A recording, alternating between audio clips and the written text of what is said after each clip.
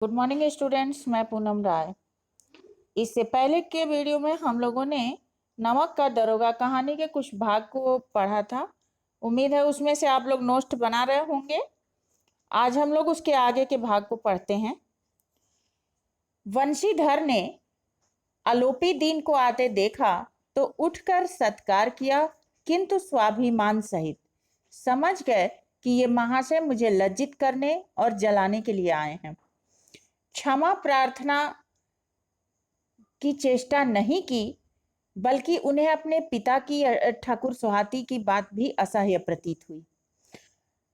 पर पंडित जी की बातें जब उन्होंने सुना तो उनके मन का मैल मिट गया और उड़ती हुई दृष्टि से उन्होंने पंडित जी की तरफ देखा, जिससे सद्भाव झलक रहा था। उन्हें अब लज्जा आने लगी और सिर झुका दिया। शर्माते हुए बोले कि आपकी उदारता है जो आप ऐसा कहते हैं। यदि मुझसे कुछ अभिनय हुई हो तो क्षमा चाहता हूं, क्योंकि उस समय मैं धर्म की बेड़ियों से जकड़ा हुआ था, और नहीं तो ऐसे मैं आपका दास हूं। जो आज्ञा होगी उसको सिर माथे पर चढ़ा लूंगा। सॉरी।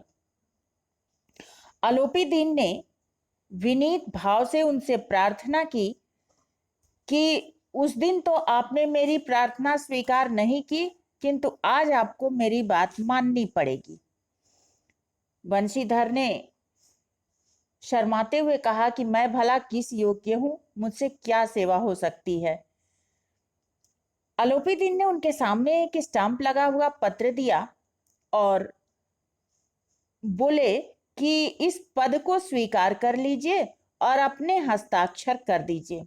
मैं ब्राह्मण हूं, जब तक आप मेरा सवाल पूरा ना कीजिएगा मैं द्वार से न हटूंगा।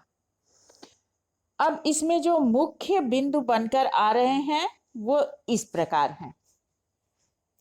आलोपी दीन को अपने घर आते हुए देखकर वंशीधर की मनोदशा क्या थी।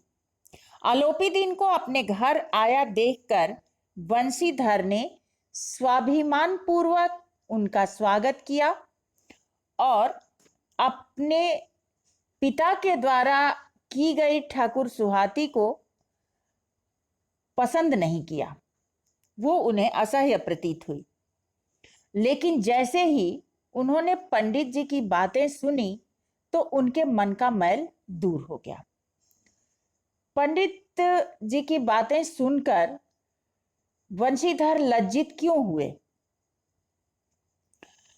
पंडित जी की बात सद्भावना पूर्ण थी, उनका व्यवहार सद्भावना पूर्ण था, और ये चीज देखकर वंशीधर लज्जित हुए और उन्होंने कहा कि उस समय वे धर्म की बेड़ियों में जकड़े हुए थे, इसलिए वैसा व्यवहार किया और अब उनकी आज्ञा को मानेंगे।